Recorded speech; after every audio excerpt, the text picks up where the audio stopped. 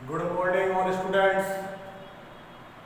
कक्षा 10 की online classes में आपका हार्दिक स्वागत है। अपन कक्षा 10 के ज्योग्राफी का पहला चैप्टर जल संसाधन पढ़ने जा रहे हैं। इससे पहले जो वीडियो देखी थी अपन ने वो पॉलिटिकल साइंस की पहला पार्ट था केंद्र सरकार, उसके बारे में जाना। अब अपन पढ़ेंगे जल संसाधन। पहली चीज आती है हमारी जल। अपन जानते हैं जल वह तरल पदार्थ है जिससे हम दिन की शुरुआत करते हैं और दिन का अंत करते हैं। अब आप कहेंगे साहब कैसे? जैसे अपन सूर्योदय होता है, सूर्योदय होने पर अपन का निद्रा से मुक्त होते हैं, अर्थात जैसे हमारी आंख खुलती है, आंख खुलने के बाद हम सीधे ही अपने मुंह को ठंडे पानी से धोते हैं, फिर पानी पीते हैं। यहीं से हमारे पानी की शुरुआत, हमने दिन की शुरुआत कर दी। उसके बाद ढेर सारी क्रियाओं अपन के पानी के द्वारा करते हैं और फिर दिन का अंत के समय, शाम के समय जब भोजन करते हैं और भोजन करने के बाद हम दूध पीते हैं और दूध पीने की अंतिम जो क्रिया होगी वो हमारी पानी पीना होगा। तो दिन का समाप्त, दिन की समाप्ति किससे हुई? जल से। तो वो तरल पदार्थ क्या है? हमारा जल है। जल के लिए अपन ने बहुत सारे नारे देखे हैं। जल है तो कल है, जल है तो जीवन है। तो जल वह प्रमुख तत्व है मानव जीवन का कि जल के बगैर हमारा जीवन संभव नहीं है। पहली चीज। दूसरी बात आती है हमारे संसाधन। क्या है? संसाधन। अपन छोटी कक्षा में पढ़ चुके हैं संसाधन क्या है। संसाधन अपन ने कक्षा 8 में पढ़ा है कि संसाधन क्या है। संसाधन वह वस्तु होती है जो मानव की प्रत्यक्ष व अंतिम, प्रत्यक्ष व अप्रत्यक्ष रूप से आवश्यकताओं की पूर्ति करने में सक्षम होती है। वो वस्तु क्या कहलाती है? संसाधन कहलाती है।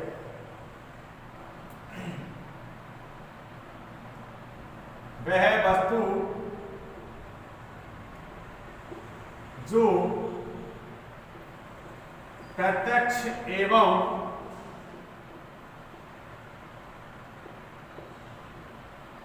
अप्रत्यक्ष रूप से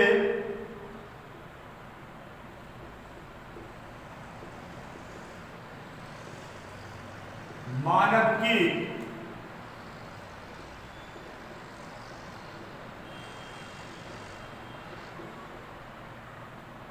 आवश्यकताओं की पूर्ति करने में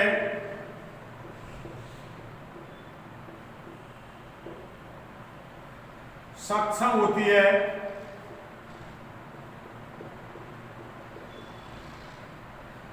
वह संसाधन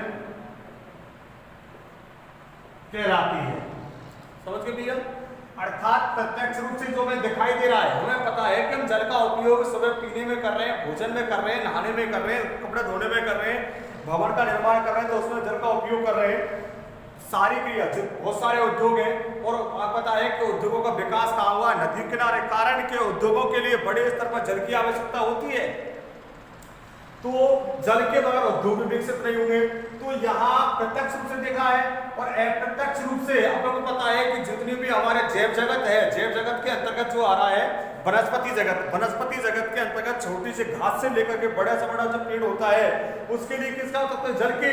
लेकिन अपन को दिखाई नहीं दे रहा है कि पेड़ जल का अवशोषण कर रहा है। लेकिन आपको पता है जहां जल है वहीं क्या है? वृक्ष पाए जाते हैं, पेड़ पौधे पाए जाते। जहां वर्षा का औसत घटता जाता है वहां पेड़ों का भी, अर्थात वनों का औसत भी घटता जाता है।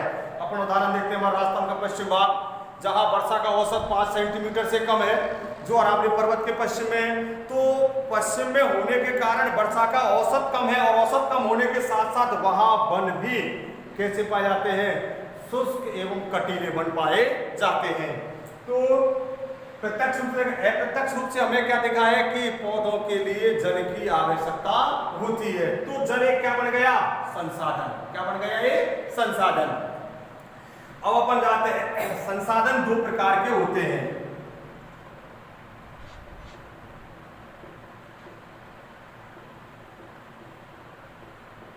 प्रकार के होते हैं।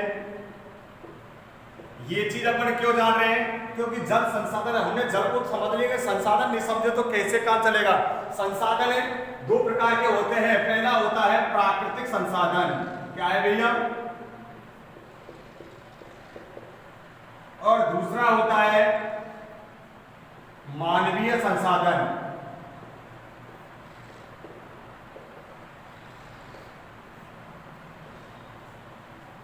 तो जल हमारा कैसा संसाधन है? मानव है या प्राकृतिक है? अपन इस चीज को जानेंगे। तो आप अब क्या बताओगे, जल कैसा संसाधन है? अब मैं एक चीज समझा दूं आपको कि प्राकृतिक संसाधन क्या है और मानव संसाधन क्या है, तब आपको पता चलेगा कि जल कौन सा संसाधन है। प्राकृतिक संसाधन वे संसाधन जिनकी प्राप्ति प्रकृति द्वारा होती है, वो संसाधन क्या कहलाते हैं? प्राकृतिक संसाधन। और वे संसाधन जिनका निर्माण मानव ने अपनी आवश्यकताओं की पूर्ति करने के लिए जिनका निर्माण किया है, वो संसाधन क्या कहलाएंगे? मानवीय संसाधन या कृत्रिम संसाधन कहलाएंगे। क्या कहलाएंगे भैया? कृत्रिम संसाधन। अब आप खुद सोच लो इस चीज के लिए कि जल को मानव ने बनाया है या प्रकृति द्वारा स्वतः ही निर्माण हुआ है। अर्थात जल एक ऐसा संसाधन है बेटा, प्राकृतिक संसाधन है। तो हमें यही जानना है कि जल एक प्राकृतिक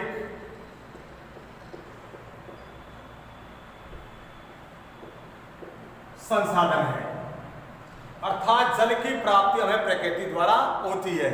अब एक चीज आपने नारा सुना है, जो हमारा राष्ट्रीय नारा है,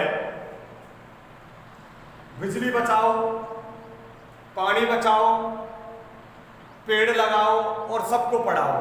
ये चार नारे, पहले तीन नारे थे, बिजली बचाओ, पानी बचाओ, सबको पढ़ाओ, और चौथा नारा क्या हो गया? राष्ट्रीय नारा पेड़ लगाओ। क्यों? क्योंकि आज इस पृथ्वी पर लगातार जनसंख्या का भार बढ़ता जा रहा है। जनसंख्या के भार के बढ़ने के कारण लगातार प्राकृतिक धरोहरों का अर्थात प्राकृतिक वन संपदाओं का ह्रास हो रहा है, और ह्रास के कारण इस पृथ्वी पर प्रदूषण की मात्रा में वृद्धि हो रही है। प्रदूषण की मात्रा में वृद्धि होने के कारण मानव का जीवन कैसा है? आगामी सत्र में खतरे में दिख रहा है। तो उसको लिए लोगों को जागृत करने के लिए राष्ट्रीय नारा निर्धारित किया गया, पेड़ लगाओ। तो हमने बताया है कि पानी बचाओ,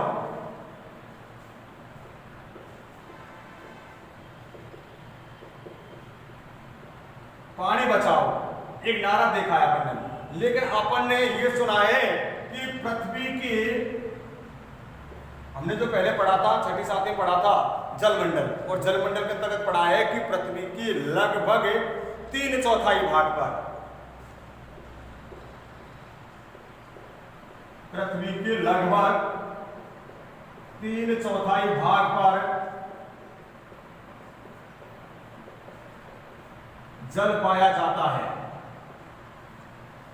अर्थात पृथ्वी के 71% भाग पर जल है, और शेष 29% भाग पर स्थल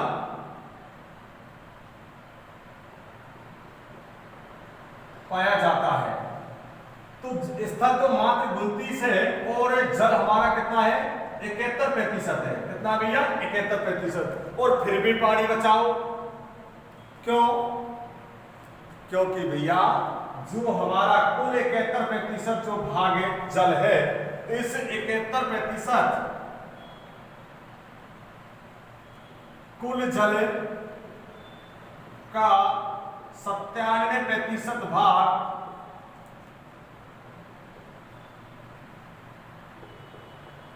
सागरों व महासागरों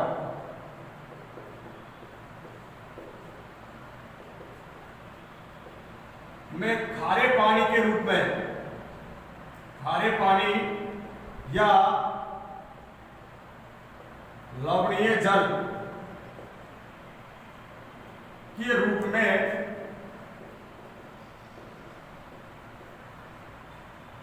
फैला हुआ है। अब जो लवणीय पानी है या खारा पानी है, यह पानी हमारे मानव उपयोगी नहीं है। अब 97% लवणीय है तो शेष कितना रह गया? शेष 3% जल अलवणीय है। अलवणीय अर्थात मीठा जल है जिसका 2% भाग हिम के रूप में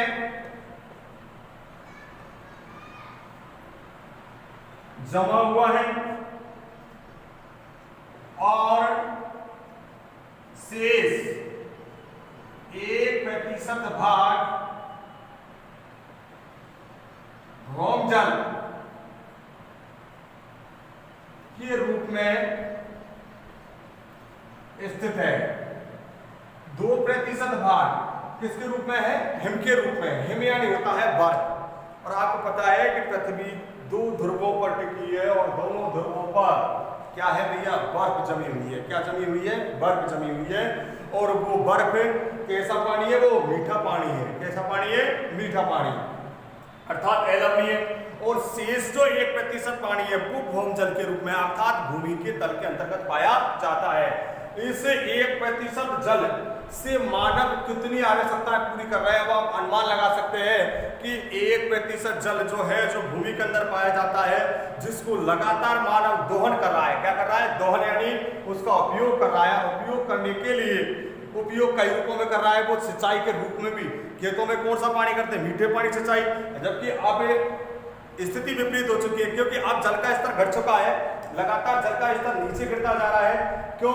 उसका कारण बढ़ गया। कारण कि एक तो वर्षा का औसत में गिरावट आ रही है, दूसरा लगातार पेड़ों की कटाई होने के कारण वनों का औसत गिर रहा है। और जहां पर कम है वहां वर्षा कम है, वर्षा कम है तो वहां पानी का स्तर भी कम है। इस अलवणीय जल से मानव अपनी सिंचाई है, अपना खाने के खाद्य पदार्थों का उत्पादन कर रहा है। इस अलवणीय जल से ही अपने भवनों का निर्माण कर रहा है। ऐसी ढेर सारी आवश्यकताओं की पूर्ति मानव इस अलवणीय जल से कर रहा है। कुछ प्रतिशत जल ऐसा है जो हिम के रूप में, हमारे भारत देश के अंतर्गत कई नदियां ऐसी हैं जो हिम से पिघलकर, अर्थात वर्ष भर बहने वाली नदियां जो बर्फ से पिघल करके भारत में बह रही हैं, उनसे जल का उपयोग कर रहे हैं। अब आता है भारत में जल उपलब्ध व उपयोग। भारत में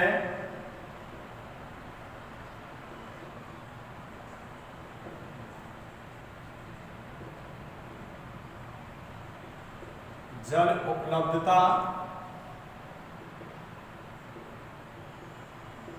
व उपभोग। अब तक जो पढ़ा है अपने पूरे भारत देश के अंतर्गत, विश्व के अंतर्गत हमने जल की स्थिति को जाना है। अब अपन पढ़ेंगे भारत देश के अंतर्गत कितना जल उपलब्ध है और कितना जल का उपयोग कर रहे हैं।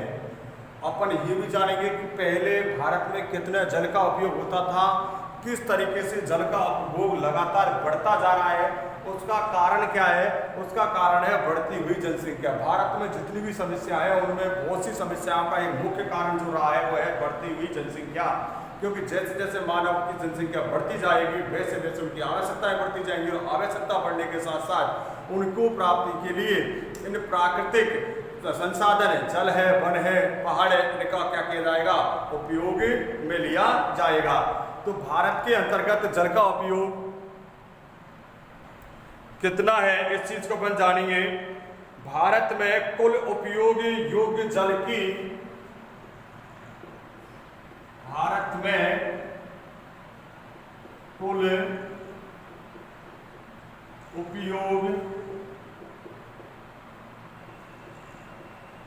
योग्य जल की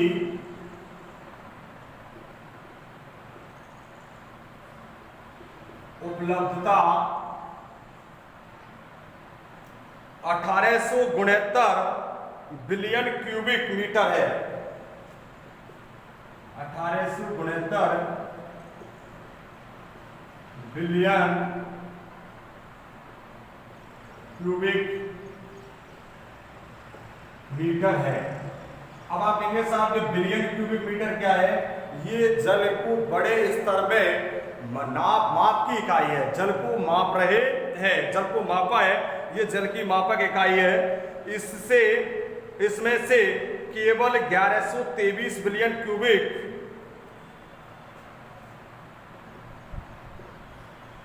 इसमें से केवल 1123 बिलियन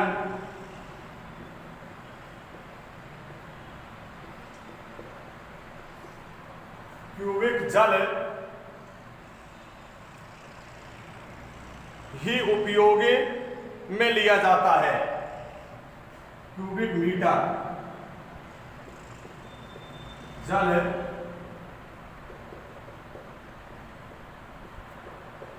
उपयोग में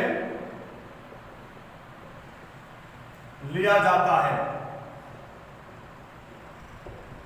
अब अपन को ये जानना है कि भारत के अंतर्गत कुल जल का कितना उत्पादन है, उपलब्ध है। भारत के अंतर्गत कुल कितना जल उपलब्ध है, तो अपन ये जानेंगे भारत देश के अंतर्गत 1869 बिलियन क्यूबिक मीटर जल है और इस जल का 1123 बिलियन क्यूबिक जल उपयोगी योग्य है, जिसको हम काम में ले सकते हैं। इस मानव उपयोगी जल में से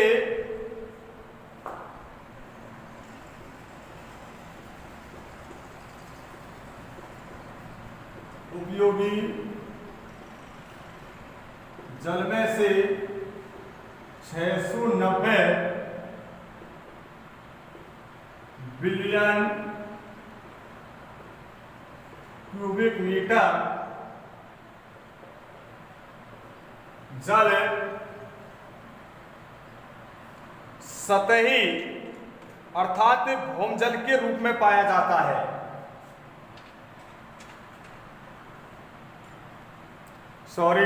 इस मानव उपयोगी जल में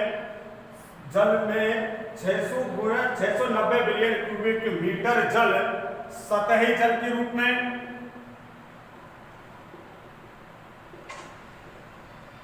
जल के रूप में जो भूमि के ऊपरी परतों के रूप में पाया जाता है, तथा 433 बिलियन क्यूबिक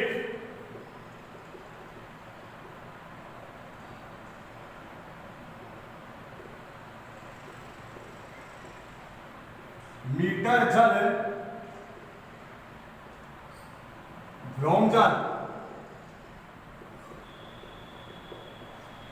जल के रूप में पाया जाता है। अब अपन इस चीज को जान रहे हैं कि कुल भारत के अंदर उपलब्ध जल कितना 1123 है, जो 690 तो सतही के ऊपर पाया जाता है और 433 बिलियन क्यूबिक मीटर जल भौमजल के रूप में पाया जाता है। सन 2000 में भारत में जल की कुल सन 2000 में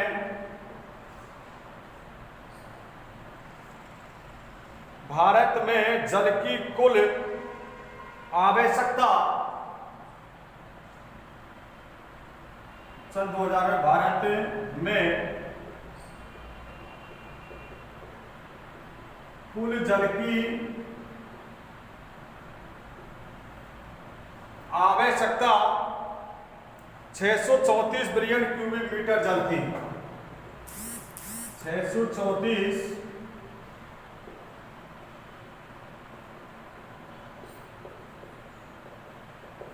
बिलियन क्यूबिक मीटर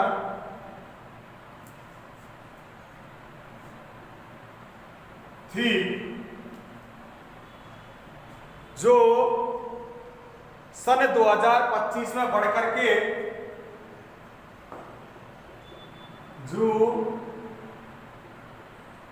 सन 2025 में बढ़कर यह आवश्यकता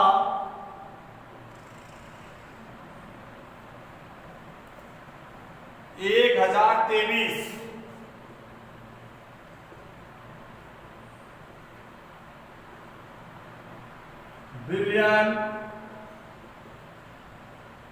क्यूबिक मीटर हो जाएगी।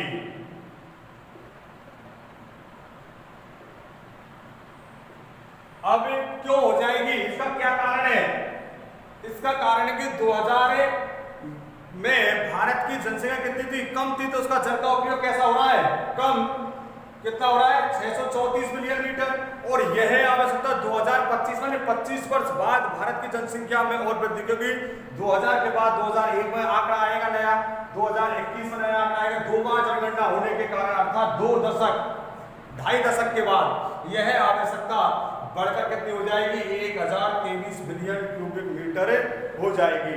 अब इसका मुख्य कारण क्या रहा है? बढ़ती हुई जनसंख्या, क्योंकि लगातार पृथ्वी पर अर्थात भारत देश के अंदर जनसंख्या में क्या है? वृद्धि हो रही है, और वृद्धि होने के साथ साथ जल का उपभोग भी बढ़ रहा है। इस बढ़ती हुई मांग को अपन किस तरीके से पूरा करें, इसके लिए अपन को क्या करना पड़ेगा? जल प्रबंधन करना पड़ेगा। अर्थात जल प्रबंधन जहां शब्द आ गया, इसका मतलब यह है कि भावी समस्या के समाधान के लिए अभी से हमें प्रयासरत रहना होगा। क्यों? क्योंकि जैसे जैसे समय निकलेगा वैसे जनसंख्या बढ़ेगी तो जल का स्तर और गिरता जाएगा। क्योंकि जो आज से यदि 70 साल 80 साल वृद्ध व्यक्ति से अपन बात करते हैं तो वो बताते हैं कि पहले जल का स्तर बहुत ऊंचा था। अर्थात उसका कारण क्या था कि पहले जो आज के जो यंत्र है, अर्थात पानी को निकालने, जल को नीचे से बाहर निकालने का यंत्र था, उस समय पहले नहीं था। आज लगातार यंत्रों का विकास हो रहा है, जो हजारों फीट गहराई से पानी को ऊपर निकाला जा रहा है। ये यंत्र उस समय नहीं थे। पहले पानी को साधारण रूप से निकाला जाता था और वर्षा का स्तर भी अच्छा था, जिससे जल का रिसाव भी अधिक होता था। आज वर्षा का कम मात्रा होने के कारण भूमि जल के अंतर्गत जल का रिसाव भी कम होता है, जिसके कारण भूमि जल का स्तर लगातार नीचे गिरता जा रहा है। तो अब अपन पढ़ेंगे क्या? जल प्रबंधन।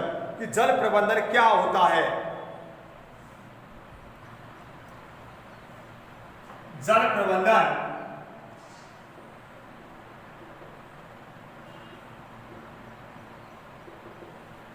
प्रबंधन क्या है? अपन देखें वर्षा ऋतु, अब हमारी वर्षा ऋतु चल रही है। वर्षा ऋतु में बहुत सारा पानी हमारा बेकार बहता हुआ रास्ते में फैला रहता है, और वो जगह जगह क्या है? कीचड़ नुमा हमारे सामने गंदगी पैदा करता है, जिससे ढेर सारे छोटे छोटे जीवों से हम भी क्या है? बीमारियों को ग्रसित करते हैं। उनको रोकने के लिए क्यों नहीं हम वर्षा के पानी को उपयोग में लिया जाए? कैसे ले? अपन ने आज सरकार द्वारा एक योजना चला रही है, वो है अपन समझ रहे एक चीज के लिए, छत वर्षा जल युग, छत वर्षा जल संग्रह। अर्थात वर्षा के समय छत के पानी को व्यर्थ बहने के बजाय उसका क्या करें? संग्रह करें। क्या करें?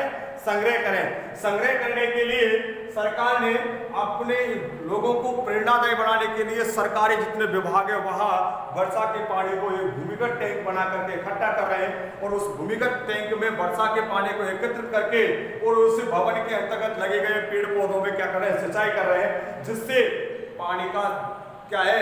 सदुपयोग हो रहा है। अर्थात व्यर्थ बहने से पानी भी बच रहा है, और उस पानी का उपयोग हम किस में कर रहे हैं? अपने उस भवन के अंतर्गत लगने वाले छोटे छोटे पौधे होते हैं, जिनके हम क्या कर रहे हैं? सिंचाई कर रहे हैं। इसके साथ अन्य कई काम ले सकते हैं। अपन गाड़ी भी धो सकते हैं, अपन अपने घरों में घरेलू बर्तन मांज सकते हैं। क्योंकि वर्षा का जो पानी होता है वो शुद्ध है, और छतों से जो पानी आ रहा है वो बिल्कुल शुद्ध है। उसमें न तो मिट्टी होती है न कचरा होता है। क्यों नहीं अपन उस चीज को अपनाएं? उसके लिए कई चीजें, ये चीज हमारे ज्यादातर पश्चिम में इस चीज को अपनाए, क्योंकि पश्चिम के अंतर्गत पानी का अभाव है। हम राजस्थान के पूर्वी भाग में रह रहे हैं। हमारे यहाँ अभी वर्षा का जो औसत है वो 75 से 100 सेंटीमीटर वार्षिक वर्षा है, जबकि पश्चिम के अंतर्गत अरावली पर्वत के पश्चिम में जाएंगे हम, पश्चिम हमारे राज्य के अंतर्गत, जहाँ वर्षा का औसत 10 सेंटीमीटर से भी कम है। तो समझेंगे छत वर्षा जल संग्रहण माना कि ये हमारा क्या है? भवन है, और इस भवन के अंतर्गत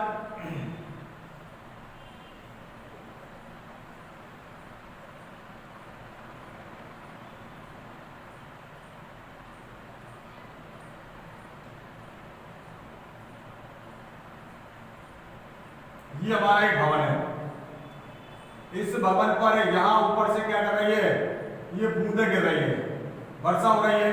वर्षा होने के बाद यहाँ पानी इकट्ठा हो रहा है। अपन इस पानी को, अपन पता है कि आज अपन की पानी को वहां पे ऊपर से नीचे लाने के लिए अपन क्या लगाते हैं, पाइप लगाते हैं, जिससे हमारी दीवारों में सीलन नहीं आए, दीवार खराब नहीं हो। इस चीज के लिए तो अपन जान रहे हैं, अपन घरों में ही लगाते हैं इन चीजों को। तो जैसे वर्षा हो रही है, ये क्या हो रही है भैया, हमारी वर्षा। क्या हो रही है, वर्षा।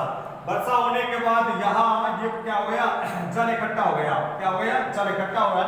अब ये जल पानी के पाइप लाइन के माध्यम से हम नीचे उतारते हैं, क्योंकि पहले तो पानी खुले में चलता था, लेकिन आज अपन मान रहे अपने दीवारों की सुरक्षा के लिए कि ऊपर से जो पानी नीचे गिरता है तो दीवारों में सीलन आती है, दीवारों में सीलन आने से अपने भवन के लिए क्षति हो सकती है। उससे बचने के लिए अपन पाइप के माध्यम से पानी को नीचे उतारते हैं।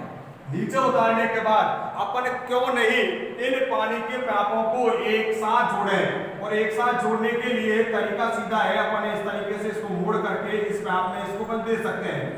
तो इस नाली का पानी भी इसमें आ जाएगा, और इस पानी के पाइप को जो वर्षा ऋतु की पहली वर्षा आती है उस पानी को अपन खुले में निकाल दें, उसको भूमिगत टैंक में नहीं दें, क्योंकि उस समय हमारे छतों पर जो मिट्टी होती है, जो गंदगी होती है, वो पहली वर्षा के साथ पानी में बह करके और वो खुले में निकल जाएगी। निकल गई, उसके बाद अपन इसको यहाँ एक भूमिगत अपन क्या बनाएंगे, टैंक बनाएंगे। क्या बनाएंगे, भूमिगत टैंक। और इस पाइप को अपन इसमें क्या करेंगे, जोड़ देंगे। जोड़ने के बाद जैसे वर्षा होगी, वर्षा होने पर ये पानी यहाँ गिरेगा और इस तरीके से यह पानी क्या है, इकट्ठा हो जाएगा। ये भूमिगत टैंक है। कैसा है ये, भूमिगत टैंक। इसको कई नामों जानते हैं, कोई हौद कहता है, कोई होदी कहता है, कई नामों से अलग अलग क्षेत्रों में इसको अलग नाम से जानते हैं। जब हमें इस पानी के उपयोग, अब इस पानी के उपयोग को अपन दूसरे रूप में इसको अपन घरों में लगने वाले छोटे छोटे पेड़ पौधों की सिंचाई कर सकते हैं, घरों में अपने बर्तन धो सकते हैं, घरों में अपने कपड़े धो सकते हैं, अपनी गाड़ी बाइक वगैरह उनको धो सकते हैं। क्यों नहीं हम इस पानी का उपयोग करें। अब हमें जब हमारे घरों में लगने वाले पेड़ पौधों की सिंचाई किससे करेंगे, नलकूप से। किससे करेंगे, जेड से। किससे करेंगे, पानी के बोर से। तो अब उस पानी के बोर को यथास्थिति में रहने दें, और हम क्यों नहीं एक सत्य वर्षा के पानी को इकट्ठा करके इसी से हम अपने पेड़ों की सिंचाई करें, इसी से हम अपनी गाड़ियों की धुलाई करें, इसी से अपने बर्तनों को धोएं, जिससे जल का उपयोग होगा और भूमिगत पानी स्तर बचा रहेगा। ये किसके अंतर्गत आते हैं भैया, जल प्रबंधन के अंतर्गत। तो अपन यह कहेंगे कि वर्षा ऋतु में व्यर्थ बहने वाले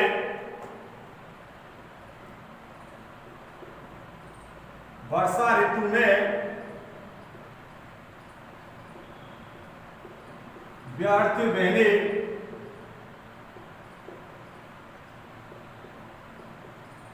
वाले जल का सदुपयोग करके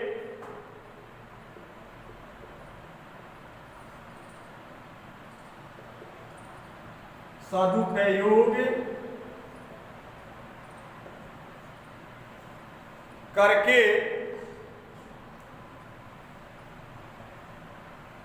बढ़ती हुई जनसंख्या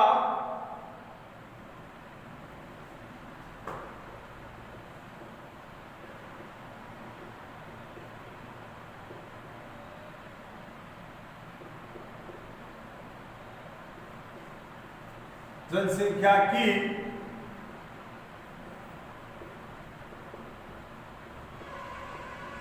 जल की पूर्ति करना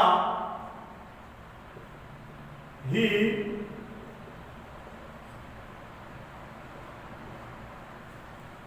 जल प्रबंधन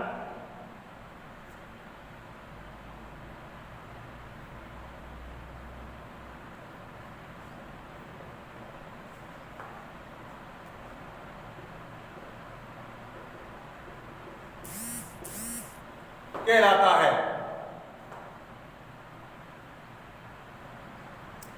धन्यवाद और स्टूडेंट्स, इस वीडियो के अंतर्गत पढ़ेंगे अपन।